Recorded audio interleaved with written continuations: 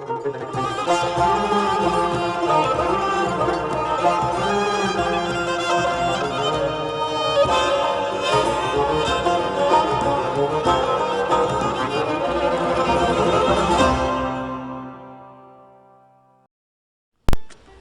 करता हूँ ईश्वर के नाम से जो बहुत मेहरबान है। सलाम दोस्तों, जो हुनर दोस्त हैं और ये लिखावट सीखना चाहते हैं, उन सब को मेरा प्यार भरा सलाम। मैं उन सब का इस जलसे में स्वागत करता हूँ। आप सभी लोग ईरानी व फारसी लिखावट की कला से अच्छी तरह परिचित हैं और दुनिया भर में लोग इस सुंदर लिखावट को पसंद करते हैं। अगर इश्क की लिखाई समझते हो और ज़माने के हाल को जानते हो तो आसमान पर जो कुछ लिखा है गलत न होगा।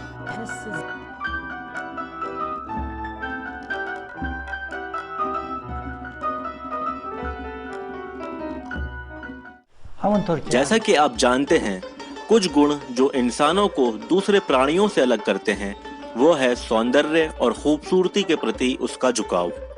उस दिन से जब से इसका एहसास दिल में जागा, कलाकारों की खूबसूरत लिखावट और उनकी कला की तारीफ हुई और इंसान इसकी खूबसूरती से प्रभावित हुआ और उनके प्रति उसका लगाव गहरा होता गया।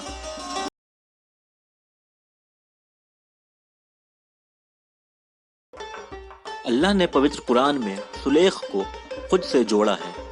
अल्लाह कहता है, इकरा व रब्बुकल अकरम, और इस तरह हमारे सुलेख और फन की अक्कासी होती है और उनका बड़प्पन और दृढ़ संकल्प और परिश्रम हम सभी को दिखाते हैं और इसलिए हम सुलेख को मानव स्वाद का पालन मानते हैं और सुलेख सौंदर्य की कला को उजागर करते हैं। फितरतन मनुष्य सुलेख से प्यार करता है और उसका आकर्षण हमें आकर्षित करता है।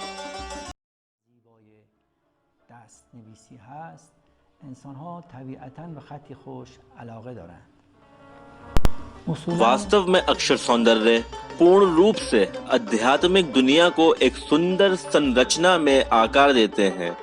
ये ज्यामिति या खगोलीय ज्यामिति की एक आध्यात्मिक कला है जो ब्रह्मांड के संचलन की सुंदरता की याद दिलाते हैं, जो इसे देखते हैं और हमें दया और प्रेम का पाठ पढ़ाते हैं। फारसी लिपि आमतौर पर नस्तलिक लिपि है जिसकी भाषा ज्यामिति पर निर्भर करती है, जो व्यक्तिगत और सुनहरी होती है, और जो सौंदर्य और खूबसूरती को पसंद करते हैं वे सुंदरता और कला से ग्रस्त होते हैं।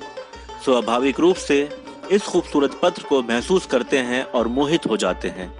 इस सुंदर लेखन और अभिव्यक्ति को देखकर आध्यात्मिक दिल में उत्साह और एक भावना पैदा होती है और इस कारण से ये कहा जाता है कि यदि कोई इस सुंदर लेखन और सुलेख से परिचित है तो वह दूसरों की प्रशंसा का उद्देश्य है, यानी सभी को ये पसंद आ रहा है।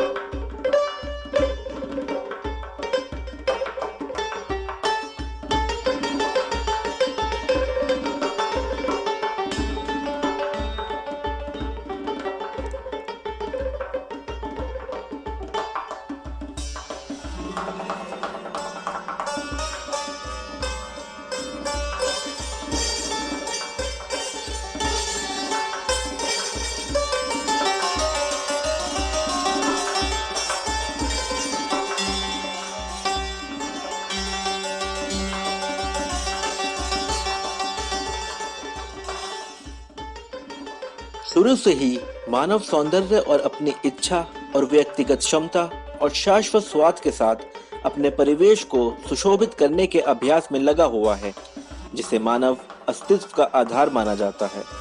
बहुत पहले जब इंसान गुफाओं में रहता था, तब भी वह एक दूसरे को सरल लेकिन विशिष्ट रेखा खींचकर बताता और समझाता था, जिसे चित्रात्मक पत्र कहा जाता है। वह अलग अलग जानवरों और उनके अलग अलग शिकार करने के तरीकों की तस्वीर बनाकर एक दूसरे को उनके अर्थ और संदेश समझाते थे। फिर यह सचित्र रेखाएं या अक्षर ज्ञान के अक्षर बन गए और सुलेख धीरे धीरे मनुष्य के जीवन में प्रवेश कर गए और महत्वपूर्ण भूमिका निभाने लगे। इस्लाम के शुरुआती दिनों में लेखन का एक खास रूट उभरा जो कूफी लिपि के रूप में जाना जाने लगा और पवित्र कुरान और ईश्वरी है। आदेशों के वाक्यांश और श्लोक आरंभिक काल में इसी लिपि में लिखे जाने लगे। कूफी लिपि इस्लाम के लोकप्रिय लिपि में से बन गया और अन्य लेखन से अलग हो गया और उस समय की सुंदरता की भाषा बन गया। कूफी लिपि खुद सुरियानी लिपि से ली गई है। सुरियानी लिपि जिसका उपयोग दूसरी सदी ईस्वी में किया गया था। इस्लामी उदय के तकरीबन 200 साल बाद इब्न मलिक बिन जाफी फारसी नाम के एक व्यक्ति ने एक बहुत ही अजीब ख्वाब में विभिन्न प्रकार के कलम का आविष्कार किया था कि शायद पहले कभी इस तरह के लेखों का उपयोग नहीं किया गया, और कहा जाता है इनको 6 कलम के रूप में पेश किया। इब्न मलिक ने एक सपने में मौला अली को देखा और अपने सपने का वर्णन इस तरह किया कि मौला अली ने कहा, कलम और कागज लाओ और फिर 6 तरह की लिपि बनाओ। अपनी नींद से जागने के बाद इब्न मलिक ने इन लिपि को एक कागज के टुकड़े पर लिखा और उसके बाद ही कलम हाय शीश या इकलाम सित्ता का ज़हूर हुआ, जो खत सुल्स, नस्क, मौकिक, राका, रेहान, तावकी के नामों से परीक्षित हुए। ये 6 लिपि अकलाम सित्ता के रूप में जाना जाता है। कूफी लिपि के बाद किसी दूसरे लिपि को किसी भी जगह नहीं देखते और जब तक के इब्न मलिक में 3री सदी बाद इस्लाम के इन कलाम व लिपि को ज़हूर पर ना उतारा, उसकी फरोग में ना जुट गया, रायज नहीं हुए। इब्न मुगले और उनके भाई दोनों ने कलम सित्ता को विकसित करने और सुशोभित करने के लिए कड़ी मेहनत की और इसे लोगों में अधिक आकर्षक बनाने में महत्वपूर्ण भूमिका निभाई। इसके तुरंत बाद सुलेख की एक और कला जिसे तालीख कहा जाता है, ईरानियों के हाथ उभर कर आई।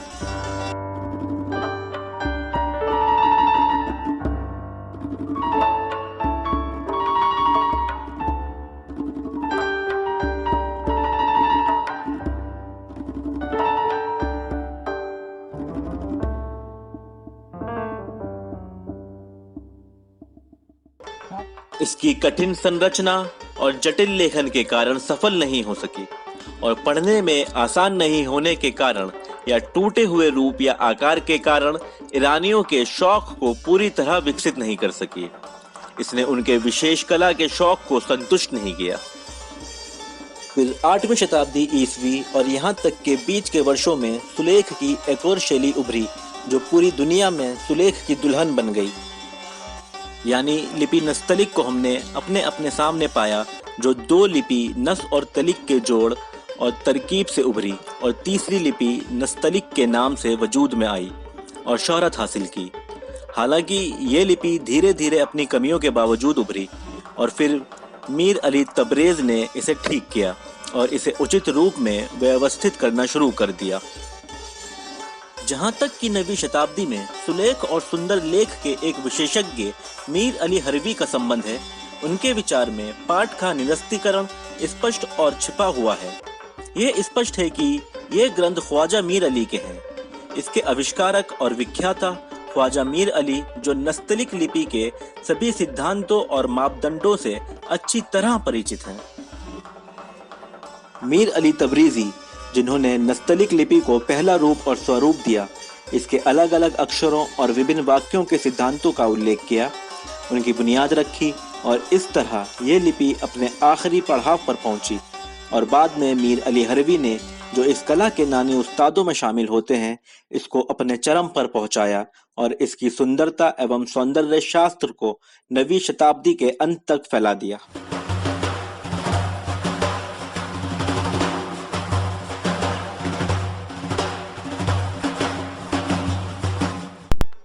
मीर अली हरवी को सभी इस्लामी देशों में सबसे महान, सबसे प्रसिद्ध नस्तलिक सुलेखकों के रूप में गिना जाने लगा और उनकी कृति और सुलेख दुनिया भर के संग्रहालयों में हैं और जो लोग उन्हें प्यार करते हैं उनके लिए गर्व का स्रोत बन गए हैं। दुनिया भर के लोग उनकी दुर्लभ सुलेख को उपलब्ध कराने के लिए कड़ी मेहनत कर रहे हैं, जो अभी भी हम सभी को बहुत पसंद है। ये वह समय था जब लिपि नस्तलिक अपनी सभी संरचनाओं के साथ अपनी पूरी शबाब पर पहुंच गई थी। मीर अली हरवी के बाद सुलेख के उद्भव के लगभग 100 साल बाद एक और सुलेख अस्तित्व में आया, जिसने अपनी उत्कृष्टता और कौशल और लोगों के बीच इसके महत्व के साथ सुलेख की इस दुनिया का अद्वितीय नाम और प्रसिद्धि हासिल की। चौक दो गुना हो गया और तब उनसे मुकाबला करने वाला कोई नहीं था। उनका नाम हजरत उस्ताद मीर इमाद हसनी कज़वीनी है। मीर इमाद हसनी, जो इमादुल मुल्क थे और फिर मीर इमाद हसनी के रूप में जाने जाते थे, को खुद कज़वीन के सआदत सैफी में गिना जाता था। वर्ष 1000 में उन्होंने सुलेख की कला को पूर्णता की ऊंचाई पर ले गए और इस हद तक ले गए कि पूरी दुनिया में किसी अन्य सुलेखक में कभी उनके पैरों तक पहुंचने का साहस नहीं किया। एक प्रसिद्ध कथाकार गाजी मीर अहमद मुंशी, जो उस समय के एक प्रसिद्ध और शक्तिशाली व्यक्ति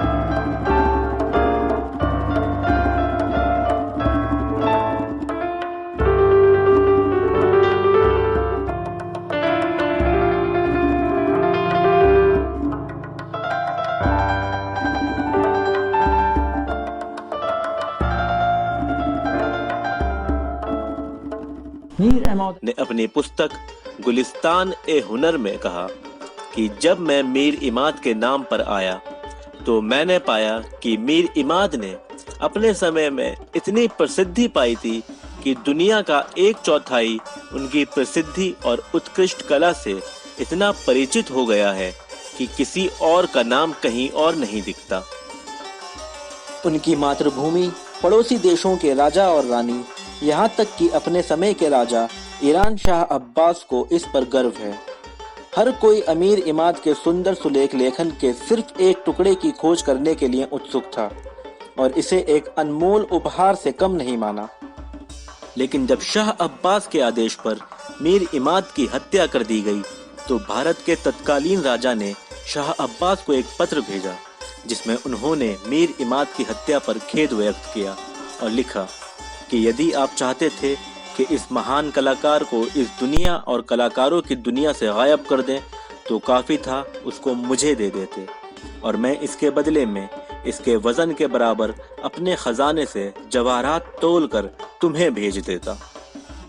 ये इस बात का सबूत है कि उस ज़माने में जब दूर दराज फासले दिनों और महीनों में तय किए जाते थे, मीर इमाद इस ऊंचाई पर पहुंच गए थे कि उसकी कला दूर दराज मुल्कों में शोहरत की बुलंदियों पर पहुंच गई और 1/4 दुनिया को अपनी कला से बखूबी आशना कर दिया था और इस कला को एक विशेष वर्ग में बहुत सम्मान के साथ देखा जाने लगा।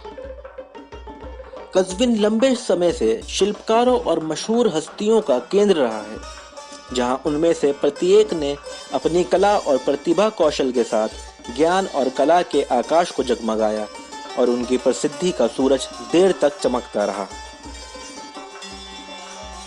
कज़वीन को सुलेख की राजधानी कहा जाता है, जहां प्रसिद्ध सुलेख अपनी मिट्टी और पानी में बड़े हुए और अपनी कला का प्रदर्शन किया।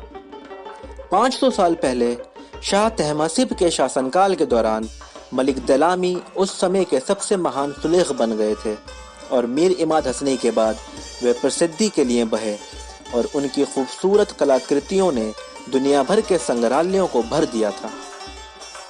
उसके बाद सुलेख की कला बढ़ती रही और कज़वीन के अधिकांश सुलेख एक के बाद एक अपनी कला का विस्तार करते रहे और कज़वीन शहर मीर इमाद उनके बेटों और यहाँ तक के इन सुलेखों के छात्रों के कारण प्रसिद्ध हो गया, जिसने मीर इमाद के शैली का अनुसरण किया और यहाँ तक के 2 या 250 वर्ष के लिए सुलेख की यह शैली न केवल हर जगह लोकप्रिय हो गई बल्कि आगे भी चली गई। लगभग 150 साल बाद एक और सुलेख का जन्म हुआ। अब्दुल माजिद दरवेश तालिगनी ने शिकस्ता लिपि की नींव डाली और इस नई कला को अपनी ऊंचाई पर ले आए, लेकिन उसके बाद कोई अन्य सुलेख पूर्णता के इस स्तर तक नहीं पहुंच सका और अपनी कला और पूर्णता को इसके बराबर नहीं रख सका। और इसी तरह से अनगिनत और अनोखे सुलेख यहाँ उभरे। मिर्ज़ा ज़ैनुल आबिदीन फ़तेह अली शाह के समय में एक प्रसिद्ध सुलेख हैं जो गद्य लेखन की कला में कुशल थे और उन्हें फ़तेह अली शाह ने चमत्कार लेखक का नाम दिया था। दिवंगत मलिक मोहम्मद कज़विन ग्राफिक कौशल और सुलेख में अद्वितीय थे, जिन्होंने सुलेख की शैली को लोकप्रिय बनाया, जिसे अभी भी सबसे अच्छा सुलेख सुंदर लेखन माना जाता है। उन्हें फ़तेह अली शाह के समय में एक प्रसिद्ध लेखक माना जाता है। सुलेख की उनकी शैली सभी क्षेत्रों में प्रसिद्ध है।